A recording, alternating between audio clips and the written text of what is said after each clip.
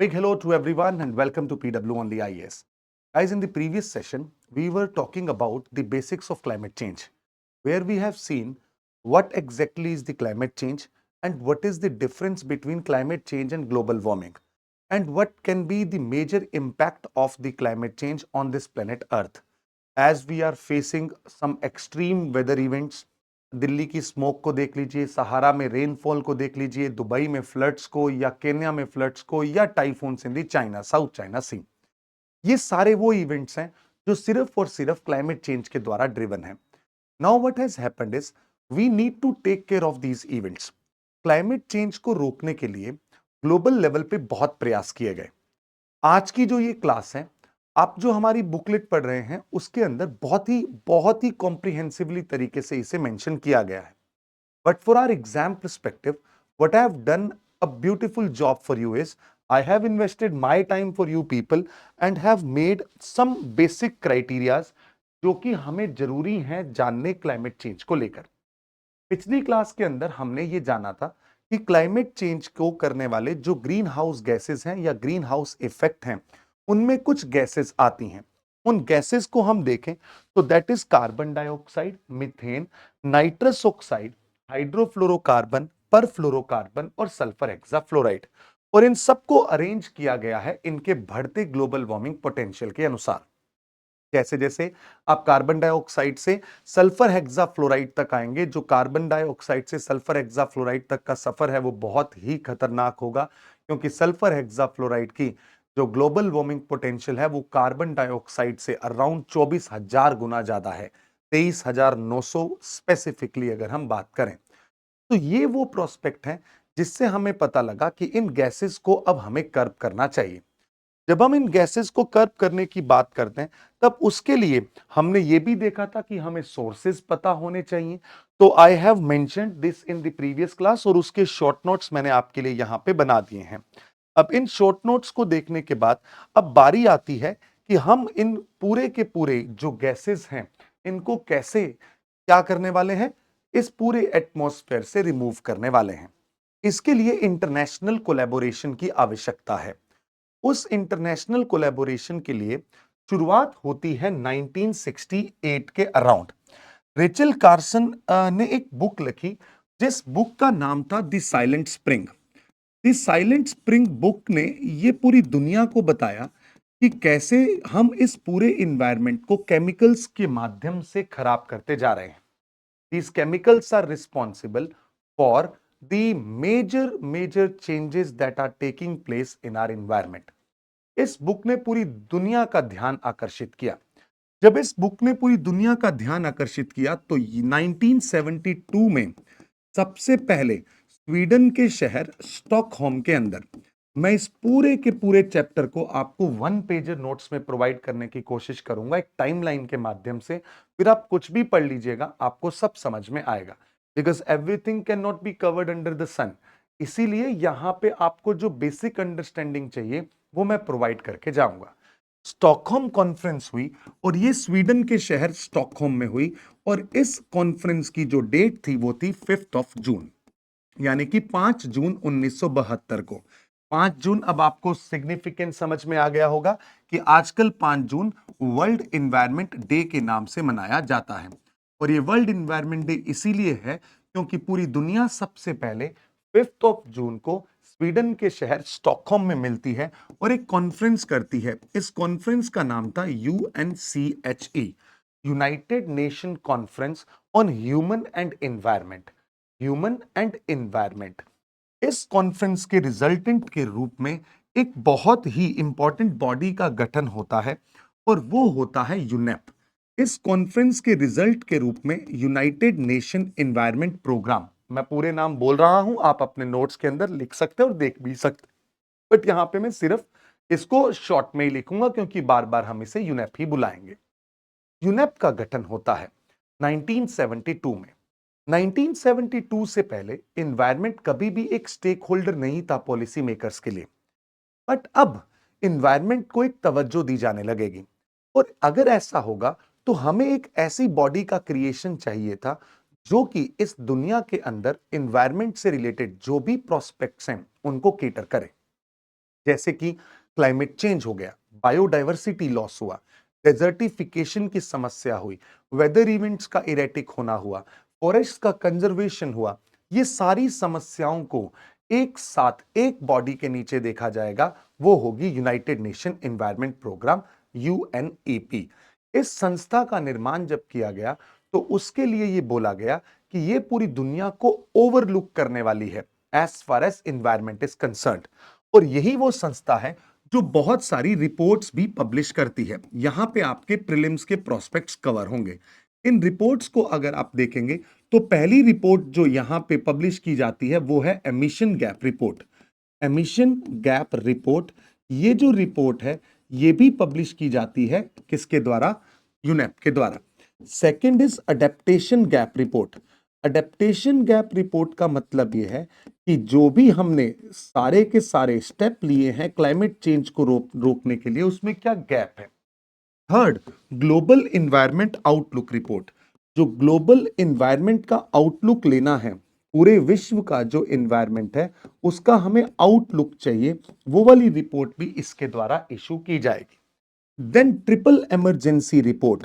Triple emergency report का मतलब है, अगर आप समझें, थोड़ा सा समझें तो आपको ये थोड़ा सा समझेंगे तो आपको ये एहसास होगा कि दुनिया इस समय पे 3 तरीके से इमरजेंसी के रूप में चल रही है, जिसमें सबसे पहला है क्लाइमेट चेंज, दूसरा है बायोडाइवर्सिटी लॉस, और तीसरा मेजर लॉस होता है पोल्यूशन के कारण। तो थर्ड इमरजेंसी इज पोल्यूशन। तो इन तीनों को लेकर भी एक रिपोर्ट इशू की जाती है, that is also issued by UNEP. तो यूनेप का ये काम है, ये रिपोर्ट्स इशू करता है। एक ये कूल सिंथेसिस रिपोर्ट भी इशू करते हैं, अगर आप याद कर सके तो वो भी अच्छा है। देखिए, कूलिंग सिंथेसिस रिपोर्ट। यूनेप का गठन 1972 के अंदर हुआ। इसके गठन के बाद अब हमने ये सोचना शुरू किया कि now the time has come to take this world in a manner कि हम पूरी दुनिया को ये शो करें कि yes we are committed towards the climate change. तो अब इसके लिए यूनेप क्या करने की कोशिश करता है, डिफरेंट डिफरेंट ऑर्गेनाइजेशंस के साथ कोलैबोरेट करता है। यहां पे यूनेप का पहला कोलैबोरेशन देखा जाता है 1988 के अंदर। इससे पहले भी एक कोलैबोरेशन था जिसके तहत एक कमीशन बिठाया जाता है, जिस कमीशन का नाम है ब्रंटलैंड कमीशन।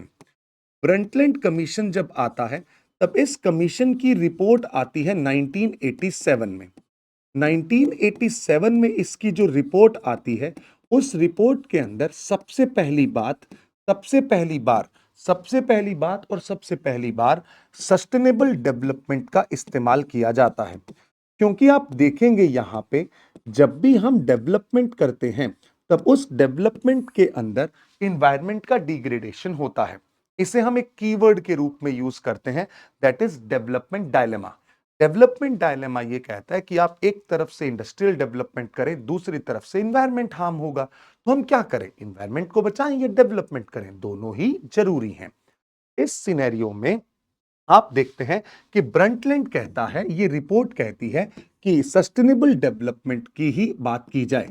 सस्टेनेबल डेवलपमेंट की जब बात होती है, इसका मतलब यह है कि आप बैलेंस क्रिएट करके रखें, आप रिसोर्सेज का दोहन इस तरीके से करें कि आगे आने वाली जो जनरेशन है उसके पास भी इक्वल अपॉर्चुनिटी हो इन रिसोर्सेज को यूटिलाइज करने की।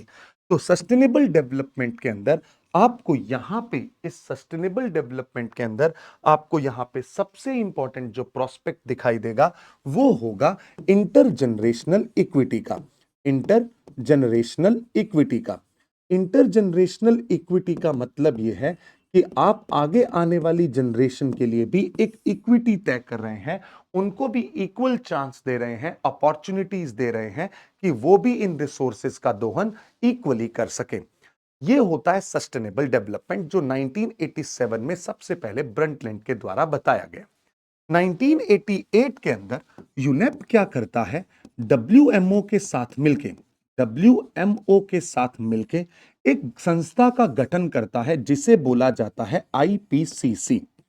तो यूनेप ने डब्ल्यूएमओ का मतलब है वर्ल्ड मीटेरोलॉजिकल ऑर्गेनाइजेशन, जो कि पूरी दुनिया की एक वॉचडॉग के रूप में क्लाइमेट से रिलेटेड जितने भी प्रोसेसेस हैं उनके वॉचडॉग के रूप में काम करती है और आप सबने इसका नाम सुना भी होगा, वर्ल्ड मीटेरोलॉजिकल ऑर्गेनाइजेशन। आईपीसीसी का गठन किया जाता है। आईपीसीसी क्या करती है, इस पूरी दुनिया के अंदर जितने भी साइंटिस्ट हैं उन साइंटिस्ट को एक साथ एक प्लेटफॉर्म पे लाकर उनकी रिपोर्ट्स का सबमिशन, रिपोर्ट्स का पब्लिशमेंट करती है।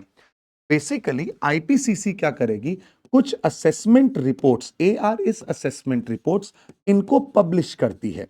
अब ये आईपीसीसी का जो रिपोर्ट पब्लिश होता है वो किस चीज के लिए होता है, इसका नाम क्या है, inter governmental panel on climate change. Inter governmental panel on climate change, आप साथ साथ नोट करते रहिए, बाकी आपको स्लाइड्स में भी मिल जाएगा। Inter governmental panel on climate change ये क्या करता है, इसके कुछ ग्रुप्स हैं। इन ग्रुप्स में आपको डिफरेंट डिफरेंट रिपोर्ट्स दिखाई देंगी। उन रिपोर्ट्स में क्या आता है कि ये साइंटिफिक बेसिस जो होता है, साइंटिफिक बेसिस जो है of scientific basis of climate change, उसको scientific basis of climate change उसे इस्टेब्लिश करने का काम करती है कि क्लाइमेट चेंज आज से पहले 1988 से पहले क्या था, दुनिया मान ही नहीं रही थी कि क्लाइमेट चेंज ह्यूमंस द्वारा इंट्रोड्यूस्ड फिनोमिना है। पिछली क्लास के अंदर हमने देख ली उसकी definition, it is triggered by anthropogenic activities. अब एक सवाल आता है कि आईपीसीसी क्या खुद रिसर्च कंडक्ट करता है? नहीं, खुद रिसर्च कंडक्ट नहीं करता है, ये यहां पे आप देख लीजिएगा और आपको याद भी रखना है। रिसर्च खुद कंडक्ट नहीं करता, बस दुनिया के जितने भी साइंटिस्ट हैं जो इन पर्टिकुलर एस्पेक्ट्स पे काम करते हैं वो अपनी रिसर्चेस को आईपीसीसी को भेजते हैं। आईपीसीसी उन रिपोर्ट्स को जो दुनिया के साइंटिस्ट के द्वारा आती है, उन रिपोर्ट्स का सिंथेसिस करती है। उन रिपोर्ट्स का सिंथेसिस मतलब उनको कंबाइन करके, कंपाइल करके अपनी एक असेसमेंट रिपोर्ट इशू करती है। 1988 में आईपीसीसी के द्वारा अपनी आईपीसीसी को इस्टेब्लिश किया गया। फिर आईपीसीसी अब काम करना शुरू करेगी। जब ये काम होना शुरू होगा तब 1990 में सबसे पहली रिपोर्ट आएगी आईपीसीसी की। और 1990 में जो पहली रिपोर्ट आई आईपीसीसी की, जिसे बोला गया असेसमेंट रिपोर्ट 1, ये असेसमेंट रिपोर्ट 1 पहली बार इस विश्व के सामने ये इस्टेब्लिश करती है कि साइंटिफिक तरीके से इस्टेब्लिशमेंट इस तरीके से किया जाता है कि humans are responsible for climate change. Humans are responsible for climate change. Basically हमें ये पता लग गया अब कि ये जो क्लाइमेट चेंज हो रहा है वो किसके द्वारा है, ह्यूमंस के द्वारा है। इसका मतलब ये है कि 1972 में जो स्टॉकहोम कॉन्फ्रेंस हुआ था, उस कॉन्फ्रेंस में जितने लोगों ने पार्टिसिपेट किया था उन्होंने अब ये जाना कि 1990 तक आते आते क्लाइमेट एक बहुत बड़ा मुद्दा बन गया है। अब दुनिया को लगेगा कि हम इस क्लाइमेट चेंज को कैसे रोकें। इसको रोकने के लिए 1992 में सबसे पहली बार 1992 के अंदर वो मिलते हैं ब्राजील के शहर रियो डी जेनेरियो के अंदर। तो ये हो गया इसका बैकग्राउंड, जो बैकग्राउंड मैंने आपको प्रोवाइड कर दिया है इस पूरे स्लाइड के माध्यम से।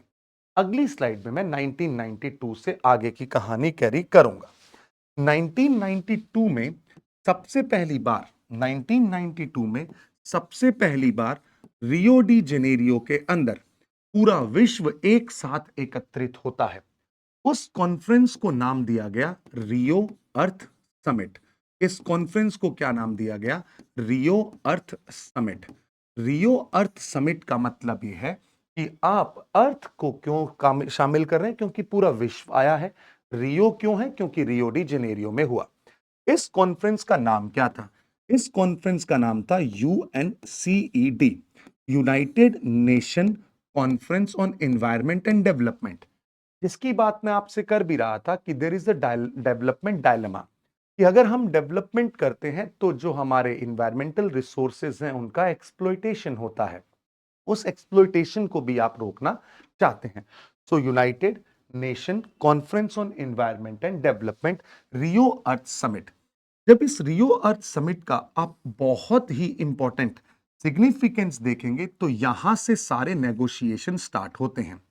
इस नेगोशिएशन को हम इस तरीके से देखते हैं कि जब यूनेप ने पहले ये कहा कि मैं अकेला एक ऐसा बॉडी बनूंगा जो कि climate change, biodiversity, pollution, desertification, पूरे एनवायरनमेंट की रक्षा करूंगा, तो अब दुनिया को लगा नहीं, कि उनको ओवरबर्डन करने की बात है।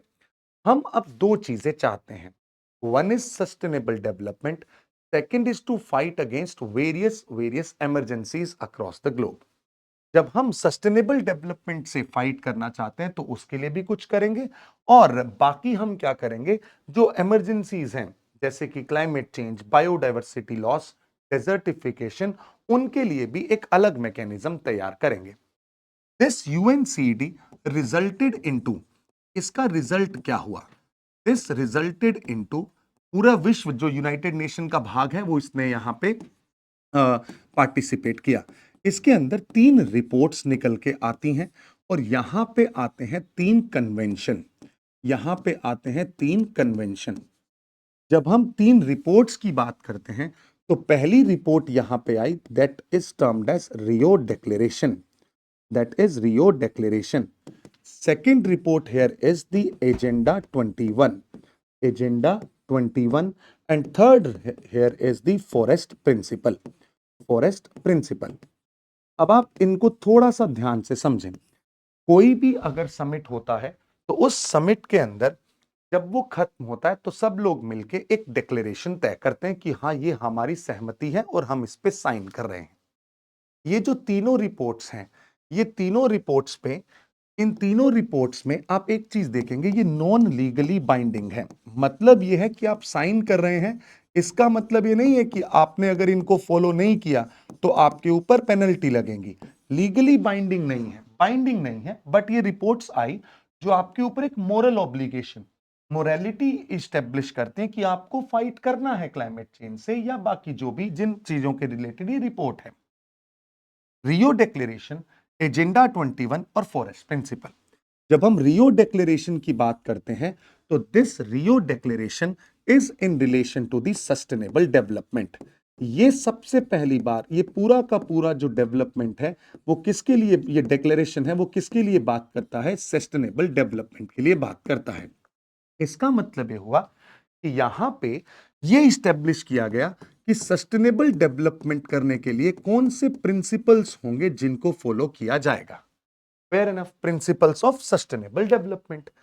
एजेंडा 21 का यहां पे मतलब है 21st सेंचुरी, यानी कि जिस सदी में, 21वीं सदी में जब हम हैं, इस सदी में इन सस्टेनेबल डेवलपमेंट को अचीव करने के लिए क्या एक्शन प्लान होंगे वो यहां पे बताया जाएगा।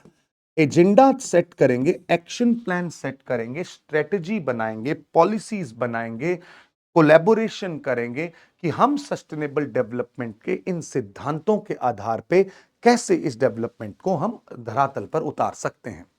ये होगा एजेंडा 21। फॉरेस्ट प्रिंसिपल के रूप में भी आपको एक चीज दिखाई देगी कि हम फॉरेस्ट का कंजर्वेशन एंड उसके साथ साथ सस्टेनेबल यूज कैसे करें, इसके बारे में ये फॉरेस्ट प्रिंसिपल दिए गए। तो आप यहां पे एक चीज समझ सकते हैं, वो ये है कि जब मैं इन रिपोर्ट्स को देखता हूं तब इन रिपोर्ट्स के माध्यम से मुझे एक चीज पता लग जाती है, वो ये है कि ये तीनों की तीनों रिपोर्ट सिर्फ एक बात करना चाहती हैं, that is the sustainable development. ये किसके रिलेटेड है, सस्टेनेबल डेवलपमेंट के रिलेटेड है। इसका मतलब ये हुआ, अब जब भी आप कभी भी इस तरीके के कुछ वर्ड्स देखें, रियो +10, रियो +20, स्टॉकहोम +50, ये सारे के सारे, जैसे ये रियो +10, रियो +20, ये किसको इंडिकेट करेंगे, सस्टेनेबल डेवलपमेंट को ही इंडिकेट करेंगे। आप प्रीवियस ईयर क्वेश्चन देखेंगे, आपका अब बहुत आसानी से आंसर मिल जाएगा। On the other hand, when it comes to the 3 convention, यहां से 3 कौन से कन्वेंशन निकल के आते हैं उनकी बात हम करना चाहते हैं। 3 कन्वेंशन में पहला कन्वेंशन है united nation convention on biological diversity.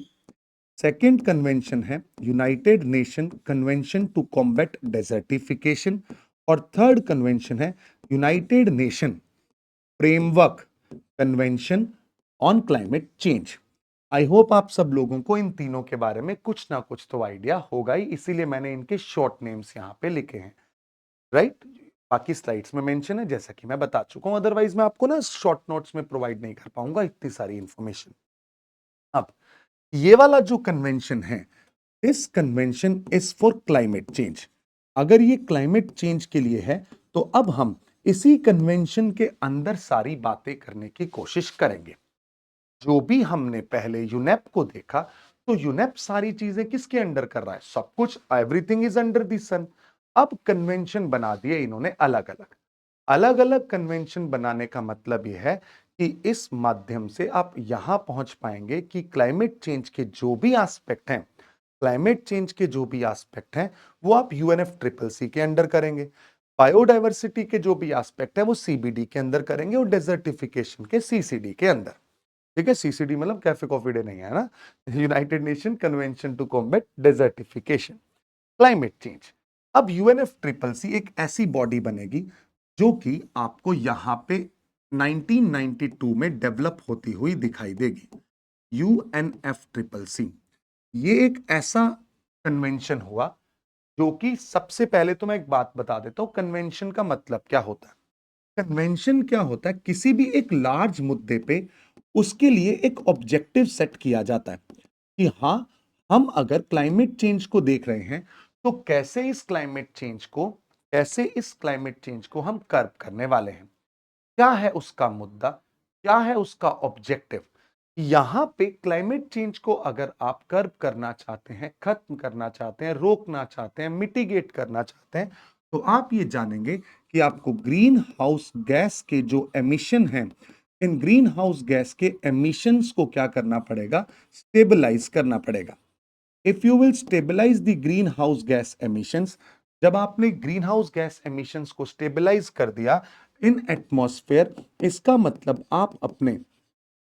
मतलब होगा कि आप अपने उस पूरे कन्वेंशन को, उसके ऑब्जेक्टिव को अचीव कर रहे हैं। This is UNF triple C. Fair enough, कोई दिक्कत नहीं है, आगे बढ़ते हैं। ऑब्जेक्टिव तय हो गया है, ऑब्जेक्टिव के बाद क्या, अब इस ऑब्जेक्टिव को करना है अचीव। अचीव करने के लिए आप सब लोग हर साल मिलेंगे, हर साल सब लोग मिलेंगे, चाय पानी नाश्ता करेंगे बढ़िया और डिसीजन लेंगे। ठीक है, जब अचीव करना होगा तो इसके लिए चाहिए होंगे डिसीजंस। जो डिसीजन मेकिंग है उसके लिए जब हर साल सारे देश मिलते हैं, तो उसे नाम दिया जाता है कॉन्फ्रेंस ऑफ पार्टीज, जिसे आप कॉप के नाम से जानते हैं। जो कॉप है ये डिसीजन मेकिंग बॉडी के रूप में काम करता है। कॉप कॉप 29 जो अभी रिसेंटली न्यूज में भी था, कॉन्फ्रेंस ऑफ पार्टीज को हम जानते हैं जो डिसीजन मेकिंग बॉडी यहां पे बन के आएगी। ठीक है, अब ये क्या हुआ, 1992 की ये बात है। सबसे पहले ये आए यूएनएफ ट्रिपल सी। दूसरा, क्या ये लीगली बाइंडिंग है, नहीं सर, ये नॉन बाइंडिंग है।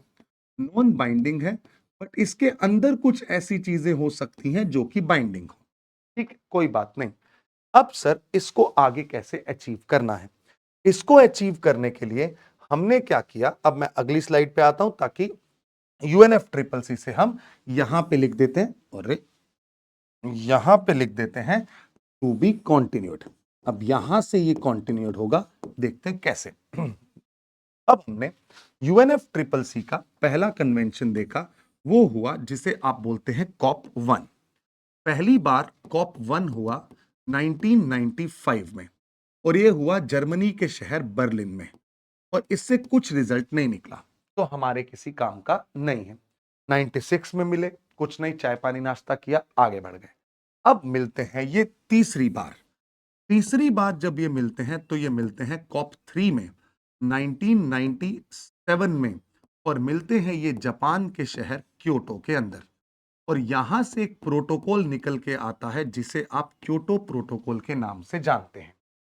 अब थोड़ा सा ध्यान से समझते हैं, जब भी आप क्लाइमेट चेंज नेगोशिएशंस पढ़ेंगे, जब आप पढ़ेंगे तब इसमें 2-3 मुद्दे हैं जिनको हम हमेशा लेकर चलेंगे और आपको ये पूरा समझ में आ जाएगा। इन नेगोशिएशंस को 3 मेजर प्रोस्पेक्ट्स में देखा जाता है। पहला मुद्दा है यहां पे कि अगर मान लो हम ग्रीन हाउस गैस एमिशन को स्टेबलाइज करना चाहते हैं, तो इसका मतलब यह होगा कि आप कार्बन डाइऑक्साइड को एमिट नहीं करेंगे। अगर आप कार्बन डाइऑक्साइड को एमिट नहीं करेंगे तो आप अपने इंडस्ट्रियल डेवलपमेंट को भी रोकेंगे। तो यहां पे हमें कैसे बैलेंस क्रिएट करना है? भारत जैसे और चाइना जैसे जो डेवलपिंग देश हैं, वो ये कहते हैं कि 1850 में इंडस्ट्रियल रेवोल्यूशन स्टार्ट हुआ।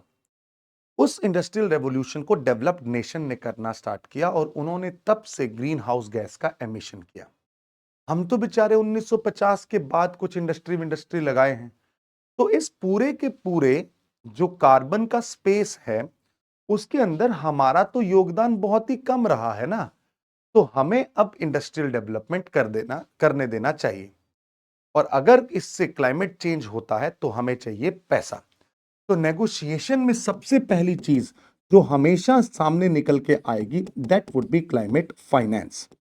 और ये फाइनेंस का मतलब ये होगा कि डेवलप्ड नेशंस की ये जिम्मेदारी बनती है कि उन्होंने क्लाइमेट चेंज को किया है। इसका मतलब ये है कि क्योटो प्रोटोकॉल के थ्रू एक सबसे बड़ा क्लॉज एस्टेब्लिश किया जाएगा, जिसे बोला जाता है historical responsibility close. Historical responsibility clause विच सजेस्ट कि इस क्लॉज के तहत आप ये इस्टेब्लिश कर रहे हैं कि डेवलप्ड नेशंस जो हैं ये लार्जली रिस्पॉन्सिबल हैं क्लाइमेट चेंज करने के लिए, और उनकी ये रिस्पॉन्सिबिलिटी है। और अगर इनकी रिस्पॉन्सिबिलिटी है तो क्लाइमेट फाइनेंस के अंदर डेवलप्ड नेशंस जो होंगे वो डेवलपिंग नेशन को क्या दे? पैसा दे। डेवलप्ड नेशंस जो हैं वो डेवलपिंग नेशन को पैसा दें और इसका रेपरेशन करें। ठीक है सर, ये हो गया। दूसरा मुद्दा जो नेगोशिएशन में आएगा, that would be the trade, carbon trade. इसको मैं थोड़ी देर में आपको समझाऊंगा, आपको आसानी से समझ में आ जाएगा। Carbon trade. अब हिस्टोरिकल रिस्पॉन्सिबिलिटी क्लॉज है। क्योटो प्रोटोकॉल को अगर आप अच्छे से समझना चाहते हैं तो यहां पे एक चीज जो सबसे ज्यादा दिमाग में रखनी है, वो है एक चीज जिसे बोला जाता है कॉमन बट डिफरेंशिएटेड रिस्पॉन्सिबिलिटी। ये प्रिंसिपल फॉलो किया जाएगा, सीबीडीआर प्रिंसिपल। सीबीडीआर प्रिंसिपल का माध्यम से कहने का मतलब यह है कि common but differentiated responsibility. Goal common है सबका कि हम सब लोग क्या अचीव करना चाहते हैं। हम ग्रीन हाउस गैस के एमिशन को स्टेबलाइज करना चाहते हैं, this is the common goal. But responsibilities जो है वो डिफरेंशिएटेड है। कैसे डिफरेंशिएटेड है? क्योंकि डेवलप्ड नेशंस की रिस्पॉन्सिबिलिटी ज्यादा है और डेवलपिंग की रिस्पॉन्सिबिलिटी कम है। उनके पास पैसा भी नहीं है। अब क्लाइमेट चेंज से लड़ना है तो टेक्नोलॉजी नहीं लानी पड़ेगी। इतनी तो हमारे पास रिसर्च भी नहीं है, उसके लिए पैसा भी नहीं है, इंफ्रास्ट्रक्चर भी नहीं है ना? तो ये सब चीजें हमें चाहिए। इसके लिए सीबीडीआर प्रिंसिपल जो आया, ये कहता है कि सबकी कॉमन गोल है, रिस्पॉन्सिबिलिटी डिफरेंशिएटेड है। अगर रिस्पॉन्सिबिलिटी डिफरेंशिएटेड है तो क्या पूरा वर्ल्ड, जो पूरा संसार है, पूरा विश्व है, वो एक ही लेंस से देखा जाएगा? नहीं सर, उसके क्लासिफिकेशन की आवश्यकता होगी। उसको एक लेंस से आप नहीं नहीं देख सकते हैं, उसको आप एक ही तराजू में भी नहीं तोल सकते हैं। इसका मतलब होगा कि आपने क्या किया, पूरे विश्व को दो भागों में बांट दिया। दो नहीं, मतलब सर्टेन चंक्स में क्लासिफाई कर दिया। इसको आपने अपनी रिपोर्ट के अंदर बोला एनेक्स्चर बनाए, जिसके अंदर आपने देशों के नाम लिखना स्टार्ट किए। पहला एनेक्स्चर जो बना, उसके अंदर आपने डेवलप्ड नेशंस और उसके साथ साथ जो ऐसी इकोनॉमीज जो ट्रांजिशन में चल रही हैं, इकोनॉमी इन ट्रांजिशन, जैसे कि जो रशिया से अभी धीरे धीरे अलग हुई हैं, यूएसएसआर से जो अलग हुई हैं, उन इकोनॉमीज को रखा गया। फिर आता है annex two nations. Annex two nations में सिर्फ और सिर्फ डेवलप्ड नेशंस को रखा गया, only and only developed Nations. फिर आता है non annex nation. Non annex nation जिसमें आप देखेंगे इंडिया, चाइना, ब्राजील, ऐसे कंट्रीज आपको दिखाई देंगे। ठीक है। और फिर आते हैं कुछ ऐसे कंट्रीज जो कि लीस्ट डेवलपिंग कंट्रीज हैं, एलडीसीज होंगे। आपने ये चार भागों में देशों को डिवाइड किया। और बोला कि जो NX1 नेशन है, जो NX1 नेशन है, इनके ऊपर कुछ बाइंडिंग टारगेट्स होंगे कि आप इस लिमिट से ज्यादा कार्बन का एमिशन नहीं कर सकते हैं। Binding targets for carbon emission, carbon के एमिशन के लिए आप बाइंडिंग टारगेट रख रहे हैं, इससे ज्यादा आप एमिशन नहीं करेंगे। Binding targets for carbon emission, fair enough sir, कोई दिक्कत नहीं है। अब आपने टारगेट ले दिए, टारगेट लिखे कहां होंगे सर? एक अलग एनेक्स जोड़ा गया, एनेक्स बी, इसके अंदर सारे टारगेट्स मेंशन कर दिए कि चलो मान लो न्यूजीलैंड का जो टारगेट है वो इतने टन है, ऑस्ट्रेलिया का टारगेट इतना है, कनाडा का इतना है, रशिया का इतना है। इन सबके टारगेट्स मेंशन कर दिए एनेक्स बी के अंदर, फेयर इनफ, कोई दिक्कत नहीं है। दूसरा ये बोला गया कि जो एनेक्स टू में नेशंस हैं, इनको फाइनेंशियल एंड टेक्निकल सपोर्ट भी प्रोवाइड करना पड़ेगा।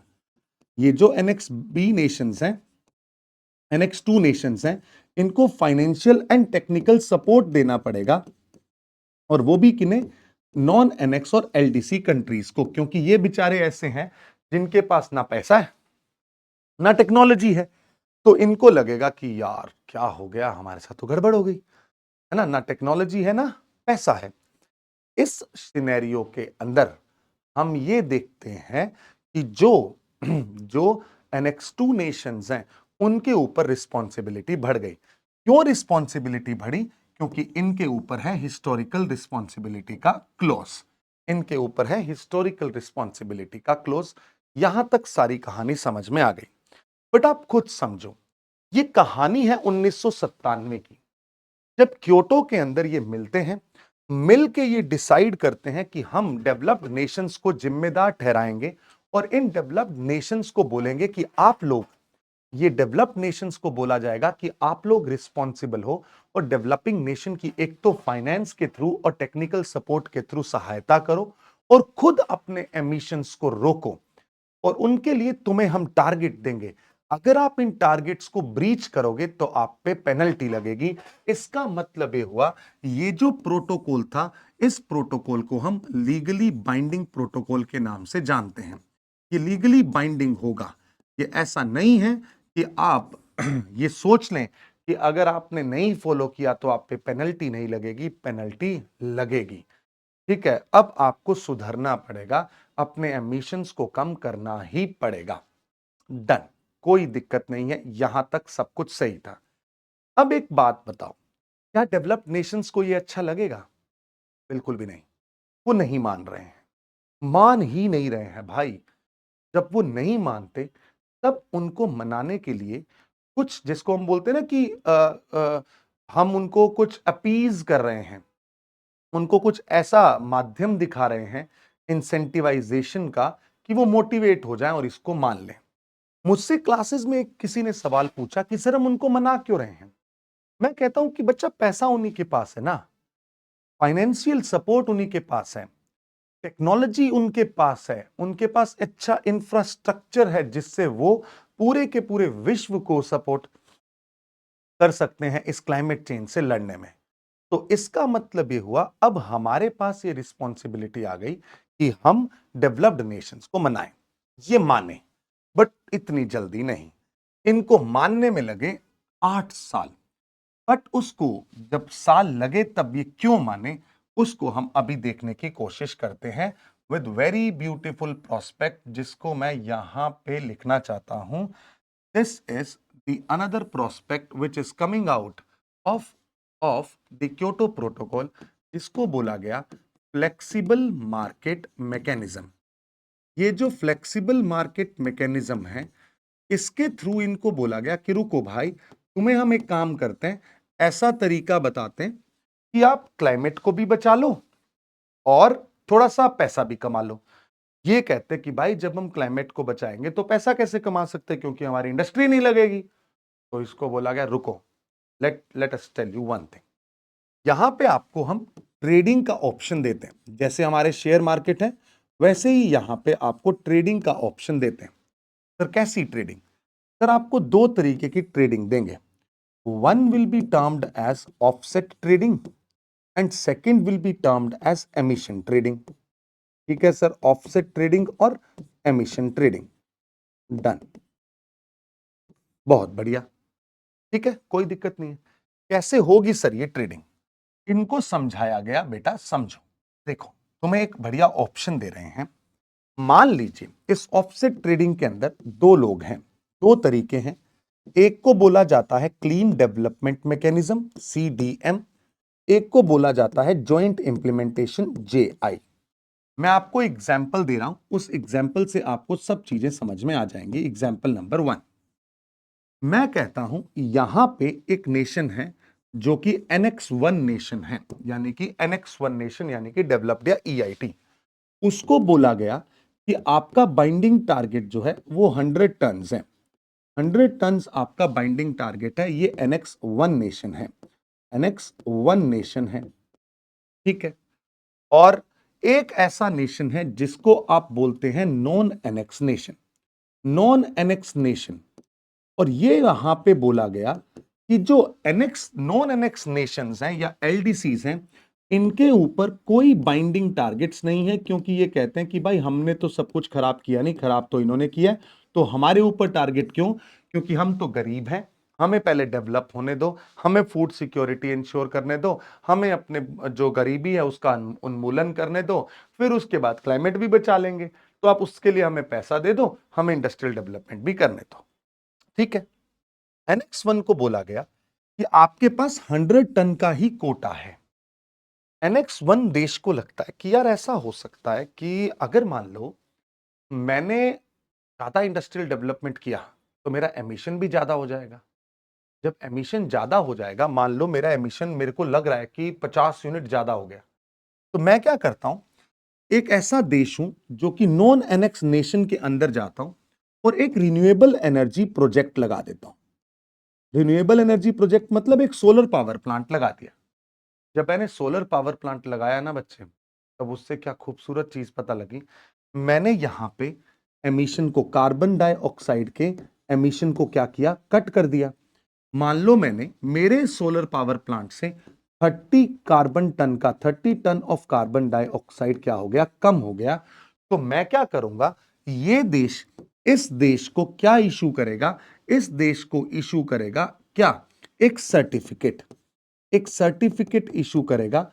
उस सर्टिफिकेट में लिखा होगा कि आपको अब 30 यूनिट एक्स्ट्रा मिल गए, कर तू अपना डेवलपमेंट।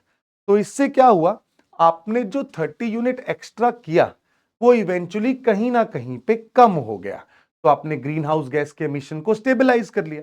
अदरवाइज क्या होता, ये भी कर रहा था, ये भी करता रहता, तो कहानी खराब हो जाती ना। यहां पे क्या हुआ, इसमें जो 30 एक्स्ट्रा किया वो यहां पे 30 बचा लिया, ताकि आप एक्स्ट्रा ग्रीन हाउस गैस का एमिशन नहीं कर सकते। इस मैकेनिज्म में जो ये 30 यूनिट्स स्टेब्लिश हुए हैं, जो इसको 30 यूनिट का सर्टिफिकेट मिला, इसको बोला गया कि देख ले तेरे पास सर्टिफिकेट है, तू अगर ज्यादा एमिशन, ज्यादा इंडस्ट्रियल डेवलपमेंट करना कर ले। तेरे पास इंसेंटिवाइजेशन कर दिया ना हमने तेरे को कि तेरे इंडस्ट्रियल डेवलपमेंट को नहीं रोका। अगर तूने नहीं करना इंडस्ट्रियल डेवलपमेंट, इन 30 को एक मार्केट में जाके बेच दे। इन 30 सर्टिफिकेट्स को ये आप क्या कर सकते हैं, सेल कर दे और पैसा कमा ले। बढ़िया, जो तूने पैसा इन्वेस्ट किया, तेरे पास पैसा आ भी गया, और इससे क्या विन विन सिचुएशन हो गई। तेरे पास पैसा आ गया, जो तूने पैसा लगाया, अगले के देश में बढ़िया रिन्यूएबल एनर्जी प्रोजेक्ट लग गया, और हमारे बेचारे क्लाइमेट के लिए ग्रीन हाउस गैस का एमिशन बच गया। सबके लिए सिचुएशन अच्छी है। इसको बोला गया, this mechanism was termed as clean development mechanism. बस याद ये रखना है, क्लीन डेवलपमेंट में NX1 नेशन किसी नॉन NX नेशन के अंदर क्या कर रहा है, प्रोजेक्ट लगा रहा है। ठीक है, अब मुझसे क्लास में पूछा, सर क्यों प्रोजेक्ट लगाएगा अगले, वो क्या जरूरत है, अपने देश में ही कर ले। मैं कहता हूं बेटे इसको ऐसे समझा करो, सिर्फ क्लाइमेट नहीं है ये इंटरनेशनल कोलैबोरेशन भी है। इसमें दो देश अपने संबंधों को भी मजबूत करते हैं, है ना। और मतलब बायलेटरल जो टाइज हैं वो संबंध मजबूत होते हैं जी। अब सर और क्या तरीका है, फिर ये जॉइंट इंप्लीमेंटेशन JI क्या है, वो कहते हैं कि अगर मान लीजिए यही प्रोजेक्ट NX1 ने किसी दूसरे NX1 देश में लगा दिया, ठीक है, किसी दूसरे NX1 कंट्री में लगा दिया। मान लो कनाडा ने न्यूजीलैंड के अंदर लगा दिया। दोनों NX1 नेशन थे। न्यूजीलैंड को क्या जरूरत पड़ेगी भाई? ऐसा हो, न्यूजीलैंड को भी तो ऐसा लगेगा ना कि यार ठीक है, एक तो हमारा जो ट्रांजिशन है वो किसकी ओर हो रहा है, रिन्यूएबल एनर्जी की ओर हो रहा है, और दूसरा न्यूजीलैंड को ये भी लगेगा कि ठीक है, मतलब कनाडा से बढ़िया रिलेशन मेंटेन हो रहे हैं। तब NX1 टू NX1, यानी कि इसको AI नहीं बोला गया है, ये मैं थोड़ा सा हटा देता हूं, इसको मैं NX नेशन बोल देता हूं। NX1 टू नॉन NX, और यहां पे NX1 से अगर यही प्रोजेक्ट कहां लगाया गया, NX1 नेशन के अंदर, तब जो सर्टिफिकेट मिला उसको बेच दो, बस बाकी कहानी सेम है। बस यहां पे नॉन NX नेशन की जगह पे कौन है? NX नेशन है। That's it. ठीक है जी।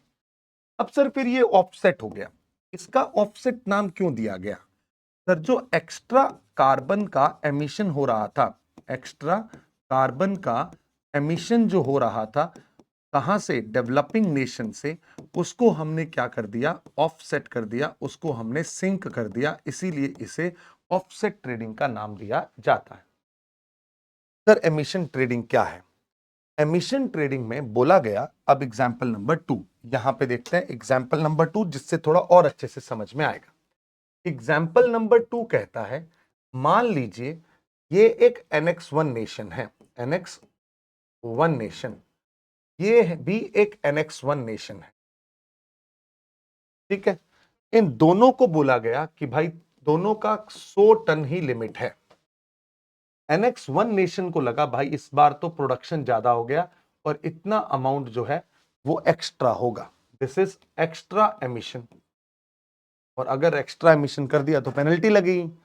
और इनको बोला गया, NX1 नेशन को बोला गया, दूसरे NX1 नेशन ने देखा, उसने बोला कि प्रोडक्शन बहुत ही कम हुआ है इस बार, तो मेरे पास तो ये बच गया।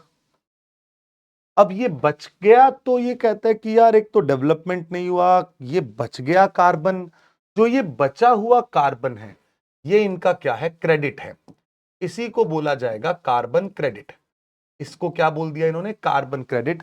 और ये कार्बन क्रेडिट कैसे हासिल हो सकता है? या तो आप किसी एक जगह पे जाके रिफोरेस्टेशन, एफोरेस्टेशन प्लांट लगा दो, आपको क्रेडिट मिल जाएगा, या आप अपने इंडस्ट्रियल एमिशन को कम कर दो, आपको क्रेडिट मिल जाएगा। इनको क्रेडिट मिल गया, इसको क्रेडिट मिल गया इतना। अब ये कहता है क्रेडिट को जेब में डाल के रखो, नहीं ना, बेचो। कहा? इन्होंने एक मार्केट बना दिया, उस मार्केट के अंदर ये कार्बन क्रेडिट बेचने निकला, जिसका एक्स्ट्रा था वो खरीदने निकला। दोनों इस मार्केट में पहुंचे और क्या किया इन्होंने? ट्रेडिंग की। किस चीज की ट्रेडिंग की? एमिशन की ट्रेडिंग की। क्या मैं कह सकता हूं, इसको मैं कहता हूं जो हमारे पास कैप थी, उस कैप से अगर आप ज्यादा या कम करते हो तो उसको आप क्या कर सकते हो? उसके लिए ट्रेड कर सकते हो। इसको एमिशन ट्रेडिंग बोला गया। अब इसके पास दो ऑप्शन थे, या तो प्रोजेक्ट लगा दे, अगला कहता है मैं काहे के प्रोजेक्ट लगाऊं, क्यों जाऊं इंडिया में, क्यों जाऊं चाइना में, फालतू में ऐसे ही इतना परेशानी सरदर्दी लूं, मैं तो अपना जो मेरे को लगता है कि एक्स्ट्रा हो गया वो बाजार से खरीद लाऊंगा, बस खत्म हो गई कहानी, मैंने वो खरीद लिया। इसका मतलब यह है कि जो एक्स्ट्रा हुआ था, किसी का बचा था, वापिस क्या हो गया? ग्रीन हाउस गैस का एमिशन स्टेबलाइज हो गया। इस तरीके से ये कार्बन मार्केट स्टेब्लिश किया गया और ये अपीज करने के लिए इनको बोला गया।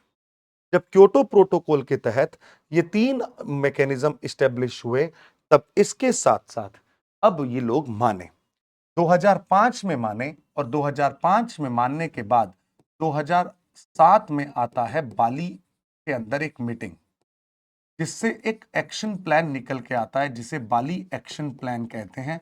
और इस बाली एक्शन प्लान में तय किया जाता है कि हम क्योटो प्रोटोकॉल की शुरुआत करेंगे, स्टार्ट करेंगे। किसको? क्योटो प्रोटोकॉल को।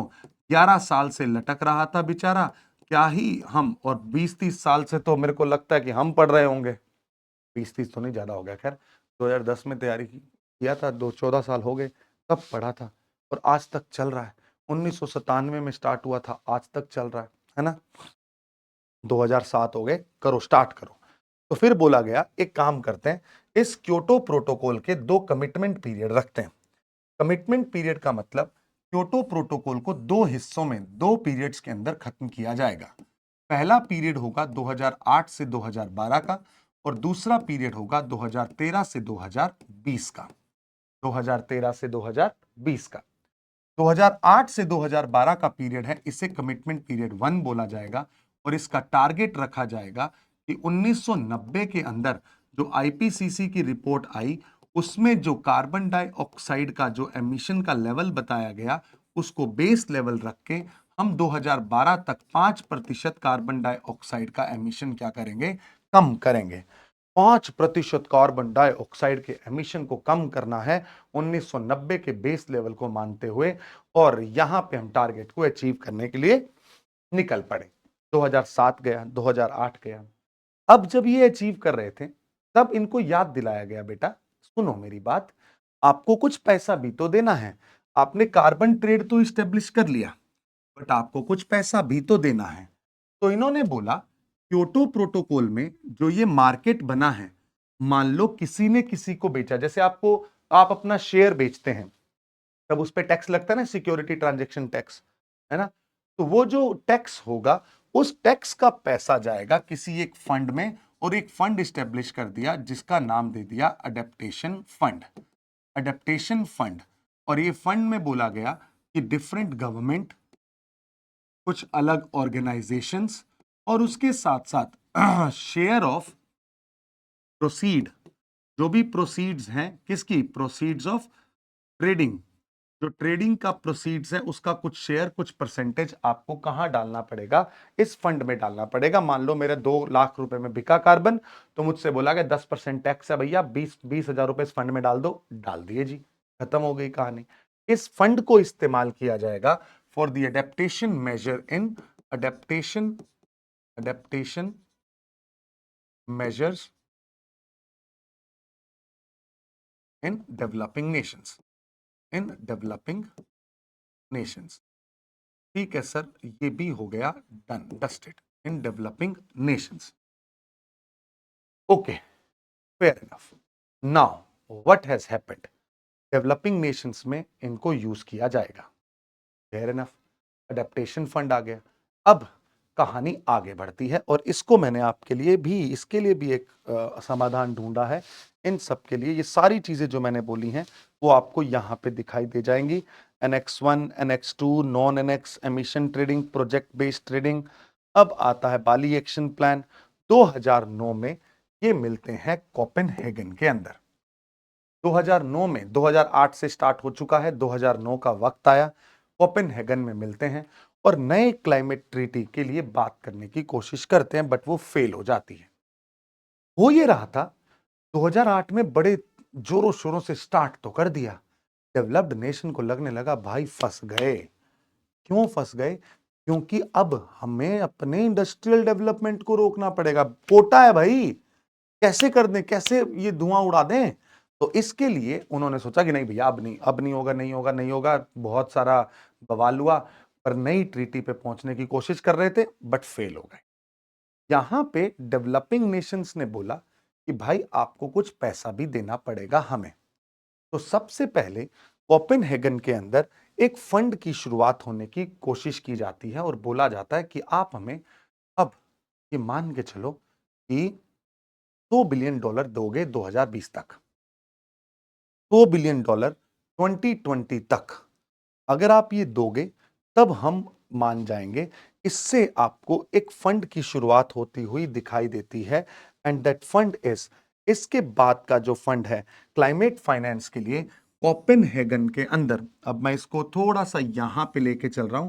कोपेनहेगन के अंदर, कोपेनहेगन के अंदर ग्रीन क्लाइमेट फंड की बात आती है, और ये जो ग्रीन क्लाइमेट फंड है इसके अंदर मांगा गया $100 बिलियन, और ये बोला गया कि ये किसके लिए यूज होगा, क्लाइमेट को, क्लाइमेट चेंज से बचने के लिए, क्लाइमेट चेंज से बचने के लिए यूज होगा, दैट्स इट।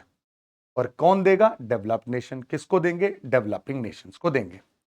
अब हुआ 2012, 2012 खत्म हुआ, सब लोगों ने बोला कि भाई ना ना ना ना ना, हमारा तो हो गया भाई, हमारा हो गया, अब हम तो चले। यानी कि पोस्ट क्योटो क्या होता है उसको समझने की कोशिश करते हैं।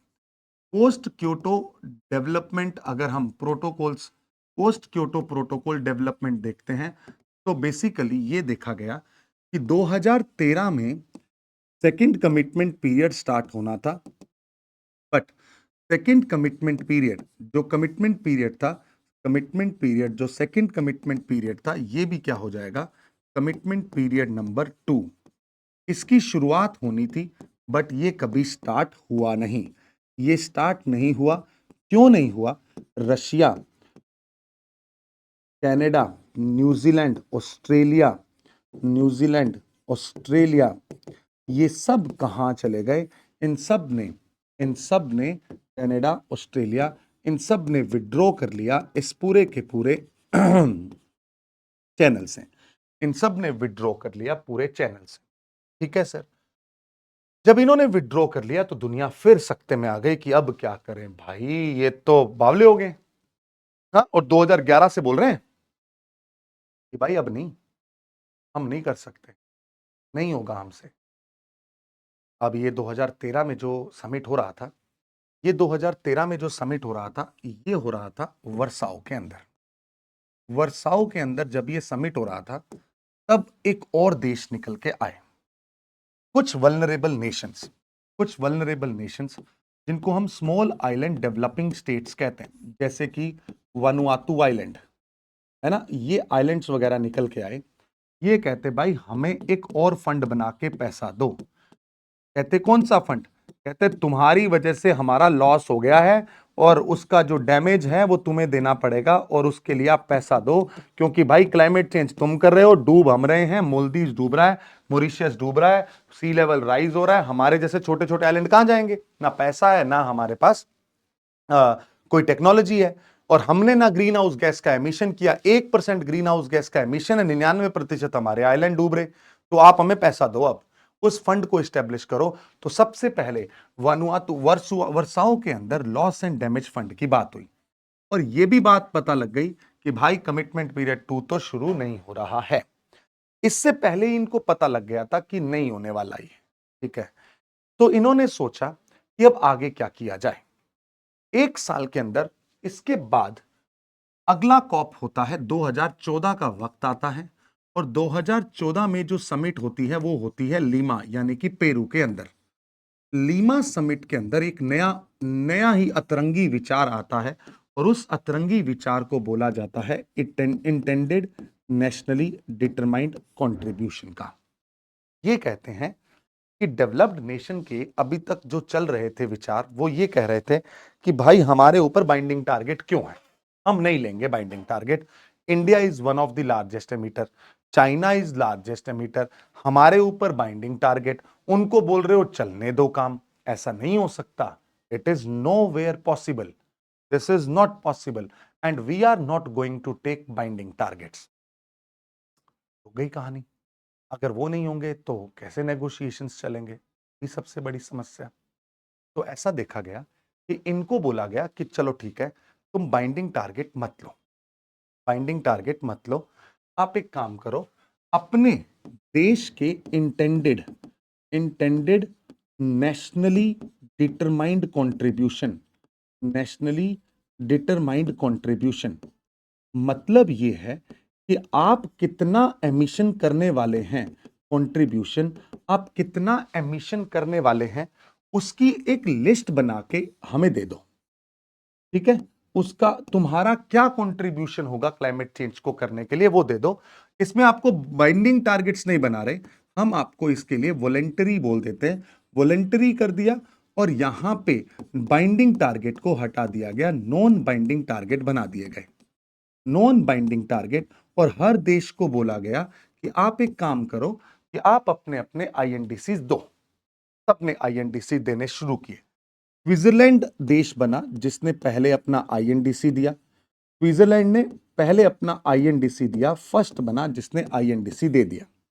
आईएनडीसी अगर आपको नहीं समझ में आ रहा तो मैं फिर बताता हूं क्या है। अभी तक क्या हो रहा था, बाइंडिंग टारगेट सेट किए जा रहे थे इनके लिए, जिसमें इनको बहुत नाराजगी थी, जिसके लिए ये रेडी नहीं थे, मान भी नहीं रहे थे। अब इनको बोला गया कि ठीक है, बाइंडिंग टारगेट नहीं देते तुम्हें, तुम एक काम करो, अपने हिसाब से अपने तरीके से बताओ कि तुम क्या करोगे। मैंने एक लिस्ट ली, उस लिस्ट के अंदर लिखा चलो जी ये मेरे टारगेट्स हैं, ये लो मेरे targets, these are my targets, और ये मैं कंप्लीट करने की कोशिश करूंगा। अगर ये नॉन बाइंडिंग टारगेट है, मतलब अगर ये फुलफिल नहीं होते तो there will be no penal provision, कोई भी आपको पेनल्टी नहीं लगाएगा। बट आपके ऊपर ये एक मोरल रिस्पॉन्सिबिलिटी है कि आप इनको कंप्लीट करें। आपके ऊपर एक मोरल रिस्पॉन्सिबिलिटी है कि आप इनको कंप्लीट करें, ऐसे मत करो। देखो अब दुनिया मेरे को सवाल पूछती है कि सर क्यों करेंगे वो, क्यों देंगे? मैं कहता हूं दुनिया में हम रह रहे हैं तो कोलैबोरेटिव एफर्ट्स के साथ रह रहे हैं, सब कलेक्टिव एक्शन लेना भी चाहते हैं बट खुद का नुकसान भी नहीं चाहते, तो सब कहेंगे ठीक है। यहां पे आके बात जमती है। बट एक सवाल मेरा आया, सर क्योटो में आपने ऑस्ट्रेलिया का नाम लिया, न्यूजीलैंड का लिया, but you did not take the name of USA. USA ने कभी माना ही नहीं। मतलब देख लो श्री श्री 1008 जो ट्रंप हैं वो तो कहते हैं क्लाइमेट चेंज है ही नहीं, पेरिस एग्रीमेंट अभी पढ़ाऊंगा उससे भी बाहर आ जाएंगे, वो नहीं मानते हैं कि कुछ है। अब इन्होंने क्या किया, वॉलेंटरी टारगेट रखे, फुलफिल नहीं हुए नो पीनल प्रोविजन देखा गया, अगर फुलफिल नहीं हुए तो कोई पीनल प्रोविजन नहीं है। चलो इसको आप 1 सेकंड के लिए रिवाइज करें, तब तक मैं पानी पी लेता हूं।